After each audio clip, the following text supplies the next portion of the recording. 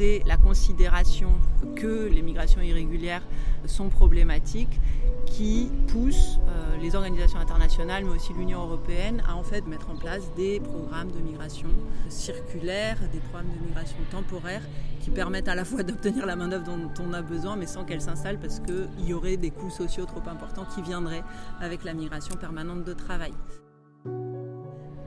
À ce moment-là, on est en 2000, l'Union européenne cherche à développer ces formes de migration circulaire, appuyées par les organisations internationales,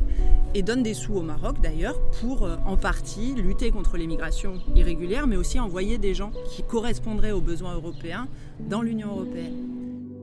Dans l'agriculture, on a toujours besoin de main-d'œuvre et donc on met en œuvre un système de recrutement saisonnier qui permet de recruter les ouvriers marocains et qui est un système qui oblige à rentrer au pays à la fin de chaque saison et qui empêche en réalité les gens de s'installer et qui rend les gens dépendants de l'employeur qui les fait venir chaque année. Des systèmes qui créent en tout cas ce qu'on qualifie de captivité juridique et qui compliquent beaucoup le fait d'être en mesure de réclamer ses droits, puisque toute résistance implique retour au pays. C'est ce système-là qui, en 2000, se crée en Espagne avec le système qu'on appelle Contratación en Origen et qui est une volonté pour la fraisiculture d'arriver à obtenir une main-d'œuvre légale, régulière, dans des pays extérieurs, alors même qu'elle a fonctionné tout au long des années 90 avec la population étrangère illégalisée en Espagne. C'est peut-être aussi parce que cette population étrangère illégalisée commençait à obtenir ses droits et commençait à obtenir les papiers que la fraisiculture a donc été chercher un nouveau vivier de main-d'œuvre.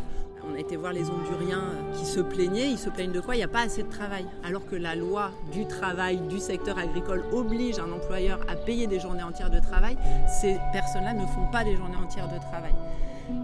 Et quelqu'un qui a une liberté de mobilité, il ne va pas venir pendant les 2 mois pendant lesquels il y a peu de fraises, donc il y a peu d'heures de travail, donc il y a des salaires faibles. Je pense que la Contratación en Origen, elle fournit des ouvriers sur lesquels on peut compter, des ouvrières en l'occurrence sur lesquelles on peut compter, et elle crée la continuité de la saison tout du long parce qu'elle compare la saison des fraises avec le Maroc où elles doivent rentrer à la fin de leur contrat et finalement ça vaut le coup de rester les jours où il n'y a pas autant d'heures de travail qu'on pourrait le supposer, non ?